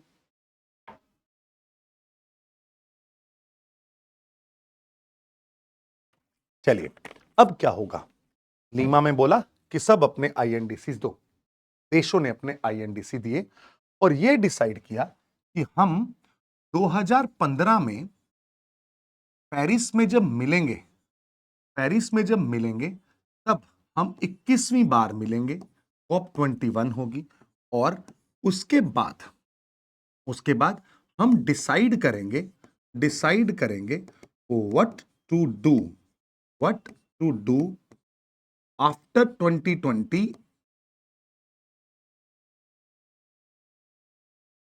क्यों ऐसा है ये बात ना लोगों को समझ में नहीं आती। मैंने कहा कि इनको खुद को एहसास हो गया था कि जो भी हम अब आगे के लिए रूल्स बनाने वाले हैं उसके नेगोशिएशन तक पहुंचते पहुंचते 5 साल लगेंगे, 5 साल लगेंगे उसके नेगोशिएशन तक। तो हम एक काम करते हैं, 2015 में ही एक एग्रीमेंट कर लेते हैं और उस एग्रीमेंट में ये डिसाइड कर लेंगे कि 2020 के बाद क्या करना है, क्योंकि 2020 तक तो हम हार मान चुके हैं। अभी तक क्या चल रहा है, 2020 तक सेकंड कमिटमेंट पीरियड, जो कि आपने देखा ना यहां पे, ये 2020 तक सेकंड कमिटमेंट पीरियड चल रहा है। ठीक है, ये हम अभी तक मान जाएंगे, ठीक है, अगर हो गया तो सही, नहीं होगा तो ठीक है। ये अभी तक की पूरी कहानी है। यहां पे अब देखेंगे no penal provision, no binding target, INDC, Paris में मिलना शुरू करते हैं। अब आ जाएं वापस हमारे इस डॉक्यूमेंट पे। लीमा में all nations are invited to submit voluntary national pledge. तो क्या मैं यहां पे लिख सकता हूं, this is the voluntary national pledge. INDC क्या है, एक वॉलेंटरी नेशनल प्लेज है, नेशनल प्लेज है। क्या भारत ने अपना कोई आईएनडीसी दिया? हाँ हाँ, भारत ने भी दिया। भारत ने भी बढ़ चढ़ के बोला कि ठीक है भैया हम भी प्लेज लेते हैं। हमने प्लेज लिया कि हम क्या करेंगे, जो कार्बन एमिशन है, जो एमिशन है उसको 33% डिक्रीज करेंगे, एमिशन को 33% डिक्रीज करेंगे ऑफ जीडीपी। मतलब अगर जीडीपी हमारी बढ़ती रहेगी तो ठीक है, अगर कम होगी तो वो हमारा एमिशन भी कम होगा। फिर उसके साथ साथ हम अपने देश के अंदर जो रिन्यूएबल एनर्जी है उसको इंक्रीज करेंगे, हम फॉसिल फ्यूल को कम करेंगे। ऐसे टारगेट्स हमने यहां पे दे दिए। ठीक है, हम कार्बन सिंक को इंक्रीज करेंगे, 2.5 बिलियन कार्बन सिंक है उसको इंक्रीज करेंगे, बेसिकली एफोरेस्टेशन बढ़ाएंगे। ठीक है सर, ये हो गया, कोई फाइट नहीं है। अब हम मिल रहे हैं पेरिस के अंदर। अब आता है पेरिस एग्रीमेंट। पेरिस एग्रीमेंट को हम COP21 के नाम से जानते हैं, जो कि फोर्स में आया 4 नवंबर 2016 में। 4 नवंबर 2016 में फोर्स में आया और यहां पे हर कंट्री ने अपने सबमिट कर दिए आईएनडीसीज को। ये जो आईएनडीसी सबमिट करना था ये सब पे बाइंडिंग था। ऐसा नहीं है कि मैं मना कर दूं, मैं नहीं करता, नहीं करता भाई मैं सबमिट, ये नहीं, सबमिट करना जरूरी है, वो बाइंडिंग है, फुलफिल करना बाइंडिंग नहीं है। यही तो ट्रिक है इसकी, कि दुनिया को ये बोल दिया कि भाई तू सबमिट तो करना, आगे देखेंगे। उसने सबमिट कर दिया सबमिट पूरा, बाइंडिंग होगा, बाइंडिंग नहीं होगा, ठीक है। फुलफिल होगा तो नहीं, कोई बात नहीं, कोई पेनल्टी नहीं है, बट सबमिट करना जरूरी है भाई, जरूरी है, ठीक है। क्या यहां पे सीबीडीआर लगता है? जी हाँ, सीबीडीआर का मतलब कॉमन बट डिफरेंशिएट रिस्पॉन्सिबिलिटी। कोई आके मुझे बोला कि सर इस पे सीबीडीआर कैसे लगा, मैंने बोला वहां पे लिखा गया कि जो भी आप सबमिट कर रहे हो ना, जो डेवलप्ड नेशंस हैं, developed nations will submit, developed nations will submit more ambitious targets than developing nation. Canada Brazil जैसे देश जो हैं, कनाडा और न्यूजीलैंड ऑस्ट्रेलिया जैसे देश जो हैं, वो ज्यादा एम्बिशियस टारगेट लेंगे, और इंडिया जैसे थोड़ा कम टारगेट लेंगे। ना पूरे हुए तो कोई दिक्कत नहीं है, कोई कुछ कह नहीं रहा, ले तो लो एक बार, कोई फाइट नहीं है, ठीक है। यहां पे ये हुआ। अब यहां पे इंडिया ने 33 to 35%, उसके बाद नॉन फॉसिल फ्यूल से हम जाएंगे, ये सब बातें बोले, ठीक है जी, कोई दिक्कत नहीं है। अब यहां पे हम एक बात देखें, जब पेरिस की बारी आती है, तब पेरिस के अंदर, इसको मैं कैसे लेके जाऊं, थोड़ा सा तो शॉर्ट कर देते हैं, यहां ले जाते हैं। पोस्ट क्योटो प्रोटोकॉल के बाद यहां पे आते हैं पेरिस एग्रीमेंट के साथ। पेरिस एग्रीमेंट, पेरिस एग्रीमेंट, पहली बात, पेरिस एग्रीमेंट के अंदर क्या सीबीडीआर है? पेरिस एग्रीमेंट के अंदर सीबीडीआर है, जी हां सर, पेरिस एग्रीमेंट के अंदर सीबीडीआर है, no doubt about that. Paris agreement के अंदर आपने सबसे पहला ऑब्जेक्टिव क्या रखा है, टारगेट क्या रखा है, उसकी बात करें। पेरिस एग्रीमेंट के अंदर ऑब्जेक्टिव ये रखा है बच्चा कि हम जो टेम्परेचर है वो 1.5 डिग्री सेल्सियस से कम कर, 1.5 डिग्री सेल्सियस तक लिमिट करेंगे, इससे ऊपर टेम्परेचर नहीं बढ़ने देंगे दुनिया का। और बहुत एम्बिशियस है, बट 2 डिग्री सेल्सियस से ऊपर तो कभी भी नहीं जाने देंगे। और कब तक का temperature? Sir pre industrial level के टेम्परेचर को देखते हुए, प्री इंडस्ट्रियल लेवल के टेम्परेचर को देखते हुए ये ऑब्जेक्टिव सेट कर लिया गया। इस ऑब्जेक्टिव को अचीव करने के लिए हमने सबने प्रोवाइड किए आईएनडीसीज। आईएनडीसी जो प्रोवाइड किए, क्या ये लीगली बाइंडिंग होंगे? सर जी हां, ये लीगली बाइंडिंग आईएनडीसीज हमने दे दिए, ठीक है सर। उसके साथ साथ क्या सर इसके अंदर कार्बन मार्केट का, जैसे क्योटो प्रोटोकॉल के अंदर कुछ स्टैब्लिशमेंट था, जी हां वैसा ही स्टैब्लिशमेंट किया गया। पेरिस एग्रीमेंट के अंदर आर्टिकल नंबर 6 इंट्रोड्यूस किया गया। इस आर्टिकल 6 के अंदर कार्बन मार्केट का स्टैब्लिशमेंट देखा गया। इसके अंदर क्या देखा गया? कार्बन मार्केट का स्टैब्लिशमेंट, स्टैब्लिशमेंट। इसके दो आर्टिकल हैं, एक आर्टिकल है आर्टिकल 6.2, एक आर्टिकल है आर्टिकल 6.4। इन दोनों आर्टिकल्स में ये बोला गया कि कैसे कार्बन मार्केट को इस्टेब्लिश किया जाएगा। क्यों ऐसा हुआ? क्योंकि जब आप देखते हैं ये पूरा सिस्टम, ये तो तब तक चलेगा जब तक क्योटो था। अब क्योटो खत्म हुआ तो ये भी खत्म हो गए, तब अब हमें चाहिए नया मार्केट मैकेनिज्म। यहां पे जो नया मार्केट मैकेनिज्म आया, उसके बारे में अभी विचार चल रहा है, बट इसके लिए नाम जरूर डिसाइड कर लिए गए हैं, right. International transfer mitigation obligation, ITMO, और क्लीन डेवलपमेंट मैकेनिज्म की जगह सस्टेनेबल डेवलपमेंट मैकेनिज्म। ये जो दोनों हैं, ये कुछ नहीं है, ये कार्बन मार्केट का ही इस्टेब्लिशमेंट है। ये क्या है? कार्बन मार्केट का ही इस्टेब्लिशमेंट है, ठीक है सर। उसके साथ साथ और कुछ, सर यहां पे आप देखेंगे अगर, तो ग्रीन क्लाइमेट फंड के अंदर $100 बिलियन पैसा डालने की बात की गई। $100 बिलियन जो पैसा है वो दिया जाएगा और पेरिस एग्रीमेंट को आगे रखा जाएगा, ठीक है सर।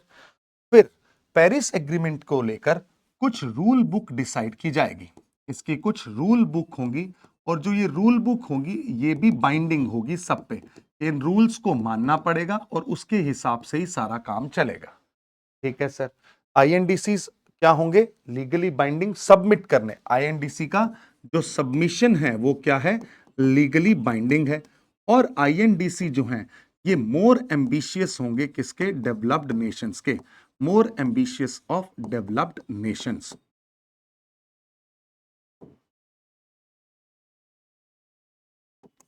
ठीक है, अब हम पेरिस एग्रीमेंट के बाद आगे बढ़ते हैं और इस स्पेस को भी फुलफिल करने की कोशिश करते हैं जो हमारे पास है।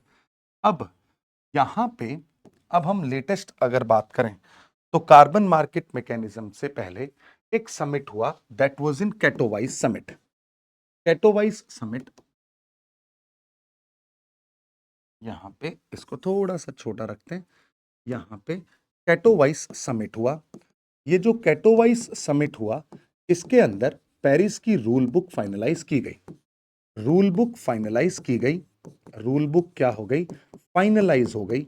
इसमें कुछ मुद्दे थे कि कैसे रूल बुक फाइनलाइज होने का मतलब जो कार्बन का क्रेडिट है उस कार्बन क्रेडिट की मॉनिटरिंग कैसे होगी, उसका मॉनिटरिंग कैसे होगा, कि कौन कैसे जानेगा कि कितना कार्बन रिड्यूस किया, उसकी रिपोर्टिंग कैसे होगी, कैसे रिपोर्ट करोगे, उसकी वेरिफिकेशन कौन करेगा कि हाँ जी इतना कार्बन डाइऑक्साइड का एमिशन कम किया है ना, उसको लेकर क्या रूल्स होंगे, काउंटिंग कैसे होगी कार्बन क्रेडिट की, है ना, ये सब रूल्स वगैरह यहां पे फाइनलाइज कर लिए गए।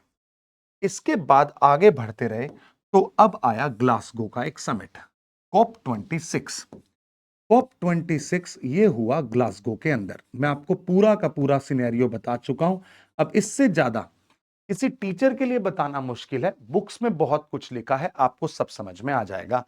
ग्लासगो के अंदर our honourable prime minister have given Panchamrit goals. इन्होंने कौन से गोल्स दिए? पंचामृत गोल्स दिए। ये पंचामृत गोल्स मैं आपको अभी थोड़ी देर में सिखाता हूं और अपनी स्क्रीन पे दिखाऊंगा। अब कोप 26 में ये हुआ, 27 हुआ शर्मल शेख में, 28 हुआ दुबई में। रिसेंटली जो कोप चल रहा कोप हुआ दैट वाज कॉप 29, और ये कॉप 29 हुआ है बाकू के अंदर। बाकू के अंदर जो कि है अजरबैजान, और इंडिया ने इसको रिजेक्ट कर दिया। इंडिया ने इसका जो डिक्लेरेशन है उसको रिजेक्ट कर दिया। क्यों डिक्लेरेशन रिजेक्ट किया उसको समझ लेते हैं। इंडिया कहता है, अब आप जब कॉप 29 की बात पढ़ेंगे ना तब आप देखेंगे कि उसमें कैसी बातें होंगी। कॉप 29 में सबसे पहली बात होगी ग्लोबल कार्बन मार्केट की, ग्लोबल कार्बन मार्केट की। ठीक है सर, कार्बन मार्केट स्टेब्लिश कर दो। कॉप 29 में बात होगी लॉस एंड डैमेज फंड की। ये फंड स्टेब्लिश तो कर देते हैं, उसके अंदर पैसा कौन देगा, कैसे पैसा आएगा, ये सारी चीजें कौन डिसाइड करेगा? It is something which is necessary for us to know. उसके बाद आप देखो loss and damage fund, global carbon market, ये दो बातें हुई। अब यहां पे एक और फंड था जिसको आपने डेवलपिंग नेशंस डेवलप्ड नेशन से मांग रहे थे। जब डेवलपिंग नेशन डेवलप्ड नेशन से $100 बिलियन मांग रहे थे, तब इसके बाद हुआ कोविड। जब कोविड हुआ तब इन देशों को बहुत सारा नुकसान हुआ। कोविड में जब इनको नुकसान हुआ तब ये कहते हैं कि भाई अब हमें पैसा चाहिए बहुत ज्यादा। तो डेवलपिंग नेशंस जो हैं वो डिमांड करते हैं कितनी? डेवलपिंग नेशंस जो हैं वो डिमांड करते हैं 1.3 ट्रिलियन डॉलर्स की, और डेवलप्ड नेशन कहते हैं कि हम तुम्हें देंगे कितना? 300 बिलियन डॉलर, और ये कब तक देंगे? 2035 तक। तो यहां पे डेवलपिंग नेशन कहता है कि पागल है क्या, बावला समझा है? क्यों? 300 बिलियन डॉलर क्या ही होता है, हमें 1.3 ट्रिलियन डॉलर चाहिए, पूरा हिसाब लगा के बताया 2035 तक क्लाइमेट चेंज के कारण इतना नुकसान होगा। भाई आप समझ लो, जान लो, विचार कर लो, देखो, दोगे तो ठीक है, नहीं दोगे तो देख लो। समझ रहे हो? तो ये है कहानी इस पूरे के पूरे मार्केट मैकेनिज्म। कोप 29 तक मैंने आपको सारा बता दिया पूरी स्टोरी के साथ। 1 2 3 4 ये स्लाइड्स हैं, और यहां पे अब जो फंड्स स्टैब्लिश किए गए हैं उन फंड्स को हम देखने की कोशिश करते हैं। इन फंड्स को हम देखते हैं। ये सारे शर्मल शेख में क्या हुआ वो थोड़ी छोटी चीजें आपको यहां पे लिखी हुई हैं।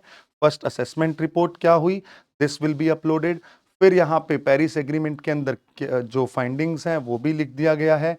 फिर यहाँ पे आते हैं हम कुछ कॉप के अंदर, जैसे कि आपने देखा कि ग्रीन क्लाइमेट फंड जो है वो कैनकन के अंदर इस्टेब्लिश हुआ। फिर आपको यहाँ पे प्रॉमिस किया गया था 2015 में कोपेनहेगन के अंदर। फिर क्योटो प्रोटोकॉल के अंदर अडेप्टेशन फंड आया। फिर एक और फंड है जो कि आपको SCCF एंड LDCF के नाम से जाना जाता है, जो कि GEF मैनेज करता है and it came in the 2001।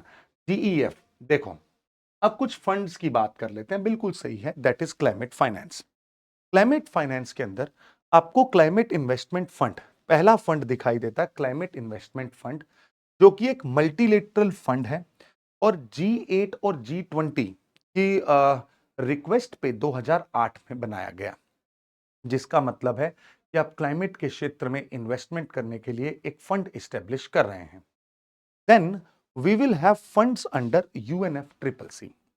UNFCCC जो कि हमने जितने नेगोशिएशन पढ़े उसके अंदर आता है। पहला फंड ग्रीन क्लाइमेट फंड हमने देख लिया, जिसको कोप 16 में कैनकन समिट के अंदर बनाया गया था, कोपेनहेगन और इन सब में इसकी बातें चली। अडेप्टेशन फंड 2001 में बनाया गया, क्योटो प्रोटोकॉल के थ्रू आया, फाइनेंस मैकेनिज्म है, डेवलपिंग कंट्री को पैसा देता है और जो CDM का पैसा आता है वो इसके अंदर आएगा। SCCF एंड LDCF 2001 में बनाए गए, जो कि ग्लोबल इन्वायरमेंट फैसिलिटी द्वारा मैनेज किए जाते हैं। एक वर्ड आप हमेशा याद रखेंगे, जब भी आपके सामने यहां पे मैं फिर एक बॉक्स बना के लिख देता हूं, फैसिलिटी, जहां पे भी लिखा आएगा उसका मतलब होगा fund. Global environment facility, forest carbon partnership facility, ये सारे फैसिलिटी वर्ड जो लिखे होंगे वो कोई ना कोई फंड होंगे। ये आप ट्रिक याद रखिएगा एनवायरनमेंट के लिए। कमिंग बैक टू दिस, आगे बढ़ते हैं और देखते हैं SCCF और LD, ग्लोबल इन्वायरमेंट फैसिलिटी को। पहले ये एक ऐसा फंड है जो कि UNFCCC, CCD, CBD, Stockholm convention on POP and Minamata convention on mercury, इन पांचों को फंड करने का काम करता है और कुछ पैसा ये देता है मॉन्ट्रियल प्रोटोकॉल के लिए भी। मॉन्ट्रियल प्रोटोकॉल के लिए भी ये पैसा देता है। इंडिया इसका डोनर भी है और इससे पैसा लेता भी है। Recipient developing countries and economies in transition, manages with UNFCCC COP, जो कि GEF मैनेज करता है, SCCF और LDCF, special climate change fund, least developed countries fund, ये आपको बस नाम याद रखने। LDCF और SCCF को मैनेज कौन करता है? GEF के अंडर आते हैं। अब आगे बढ़ते हैं और यहां पे भारत के अंदर कुछ फंड जो इस्टेब्लिश हुए उनकी बात करने की कोशिश करते हैं। कब सीधा होता है ये, क्यों नहीं, हम देख रहे हैं। सबसे पहले भारत ने एक फंड इस्टेब्लिश किया जिसको आप national adaptation fund on climate change कहते हैं। This is a central sector scheme, 2015-16 में इसको लॉन्च किया गया and the implementing agency is the NABARD. इस फंड का काम है, जो भी हम कार्बन एमिशन को कम करना चाहते हैं उसके लिए सारे एफर्ट्स जो डाले जाएंगे मिटिगेशन करने के, उनके लिए पैसा आए, उस फंड को हमने यहां पे डाला। Then is national compensatory afforestation fund. आप कोई भी फॉरेस्ट को कट करते हैं और वहां पे इंडस्ट्रियल एक्टिविटीज करने लगते हैं। फॉरेस्ट को आपने कट कर दिया और इंडस्ट्रियल एक्टिविटीज करना स्टार्ट किया, तो इसका मतलब ये होगा कि आपने वहां पे उन इंडस्ट्रियल एक्टिविटीज के कारण पूरा का पूरा जो एरिया है वहां का बायोडाइवर्सिटी लॉस किया। तो नेशनल कंपनसेटरी आपको कंपनसेट करना पड़ेगा। ये फॉरेस्ट पॉलिसीज में मैं आपको बता भी चुका हूं। Then national clean energy fund. National clean energy fund 2011 में भारत के पब्लिक अकाउंट के अंदर स्टैब्लिश किया गया और जो कार्बन एनर्जी का जो सेस लगता है कोल पे, उसका पैसा इस फंड के अंदर आता है, उसका पैसा इस फंड के अंदर आता है। और यहां से हम पूरा मार्केट मैकेनिज्म समझ चुके हैं, बट इस मैकेनिज्म को इंटरनेशनल लेवल पे हमने जो देखा था वो नॉन ऑपरेशनल हो चुका है। ये जब हम इंडिया की बात करेंगे तब बात करेंगे। जैसा कि मैंने आपको बोला था, I will tell you about the Panchamrit goals. ये COP26 में आए, जिसका पहला एस्पेक्ट था हम 500 गीगावाट तक की जो एनर्जी है उसको प्रोड्यूस करना चाहते हैं from the non fossil fuel. 50% of its energy requirement from renewable energy. Reduction of total projected carbon emission by 1 billion ton from now to 2030। 1 billion ton carbon dioxide को sink करेंगे। Carbon intensity का 45% 2030 तक achieve करने की कोशिश करेंगे और achieve करेंगे net zero emission by 2070। Net zero emission by 2070। और ऐसा करने के लिए हमें अपने लाइफस्टाइल को चेंज करना पड़ेगा। और इसीलिए भारत सरकार के इसीलिए our honourable prime minister has given one new initiative and new idea, that is mission lifestyle। Life mission, life mission जो है वो एक ऐसा मिशन है जो कि लाइफ मिशन जो है वो एक ऐसा मिशन है जो कि हमारी लाइफस्टाइल को लेकर है। The idea behind this is, जो हमारी लाइफस्टाइल है उसमें हम रिसोर्सेज का यूटिलाइजेशन करते हैं, उन रिसोर्सेज का वेस्टफुल यूज करते हैं। वेस्टफुल यूज का मतलब है कि हम इन रिसोर्सेज को ऐसे ही फेंक देते हैं। खाना खाया, आधा फेंक दिया, और एक बंदे को, एक घर में 4 गाड़ी हैं, एक ही ऑफिस में आ रहे हैं बट अलग अलग टाइम पे आ रहे हैं। ये वेस्टफुल यूज ऑफ रिसोर्सेस है। अपनी लाइफस्टाइल को चेंज करेंगे तो आप एनवायरनमेंट के बारे में भी सोच सकेंगे और उसके साथ सिंक में रहेंगे। This is the idea of mission life. हम लो कार्बन पाथवेज पे चलने की कोशिश करेंगे। यहां पे मैं थोड़ा सा एडिशन करना चाहता हूं, वो ये है कि जब हमने अपने आईएनडीसीज दिए, पंचामृत गोल दिए, तब यहां पे हम एक और आइडिया लेके आते हैं जिसको बस थोड़ा सा साइड में लिख रहा हूं, समझने की कोशिश कर लीजिएगा, जिसे बोला जाता है LTLED, यानी कि long term action plan for the emission degradation. और एमिशन को हम कम करना चाहते हैं। ठीक है, लॉन्ग टर्म स्ट्रेटजी है फॉर द एमिशन डिस्ट्रक्शन। ये हमने एजेंडा बनाया, स्ट्रेटजी बनाई to reduce the strategy to reduce carbon emission, और इसके अंदर हम भारत बहुत ही पहला देश बना जिसने ऐसा स्ट्रेटजी दिया। और LTLED के अंदर हमने एजेंडा सेट किया और एजेंडा में बोला कि हम अब लो कार्बन पाथवे पे चलेंगे, लो कार्बन पाथवेज पे चलेंगे। This is something we need to understand here. That is all about the climate change के जितने भी नेगोशिएट थे वो हो गए हैं। अब इसके बाद आते हैं इंडिया के इनिशिएटिव पे। बट इन इनिशिएटिव को मैं आप तक सीमित रखूंगा और मैं चाहूंगा कि आप इसके बारे में थोड़ा सा आइडिया खुद से हासिल करें। जैसे कि मैं आपको बताना चाहता हूं, 8 इनिशिएटिव्स स्टार्ट हुए। इन 8 इनिशिएटिव्स को आगे आने वाले लेक्चर्स के अंदर कवर भी किया जाएगा। बट पहले हम इन्हें जानते हैं ये है क्या। इन इनिशिएटिव्स का नाम है national action plan, national action plan on climate change. In NAPCC के अंदर टोटल 8 इनिशिएटिव्स हैं। इन 8 इनिशिएटिव्स को अगर हम देखें तो वो ये है कि सबसे पहले हम सोलर मिशन, यानी कि रिन्यूएबल एनर्जी से हम एनर्जी जनरेट करना चाहते हैं, तो इसको आप नेशनल सोलर मिशन के नाम से जानेंगे। National solar mission, fair enough, done. उसके बाद आप अगला देखेंगे तो आपको एहसास होगा, second would be national mission on enhanced energy agency, enhanced energy. Then third is the national mission on sustainable habitat, right? 3 तो ये हो गए। Then national water mission,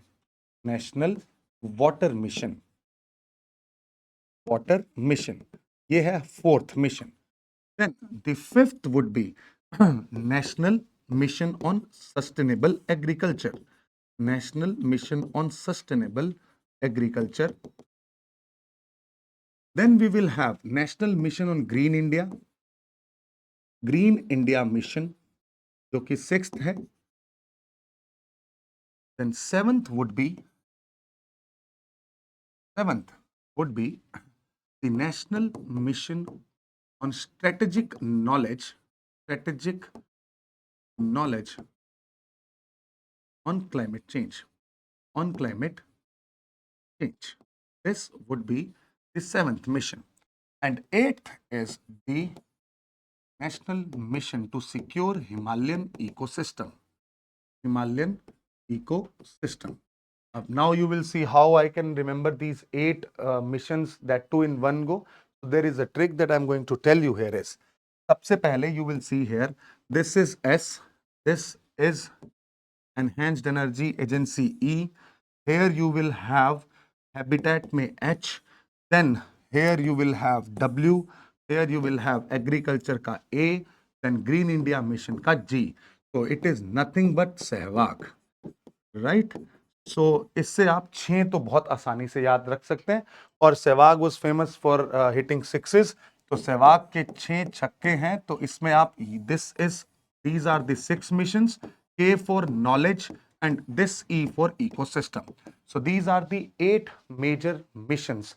National Action Plan on Climate Change, Solar Mission. Then we have the mission on enhanced energy, then sustainable habitat, water mission, National Mission on Sustainable Agriculture, then Green India Mission. Then we have the strategic knowledge on climate change. And finally, we have E for what we say is the Himalayan ecosystem. So these are the 8 missions that I will seek that you will do it at your place, and the entire information related to these mission is given in the slides, right? So we'll see you. Thank you so much.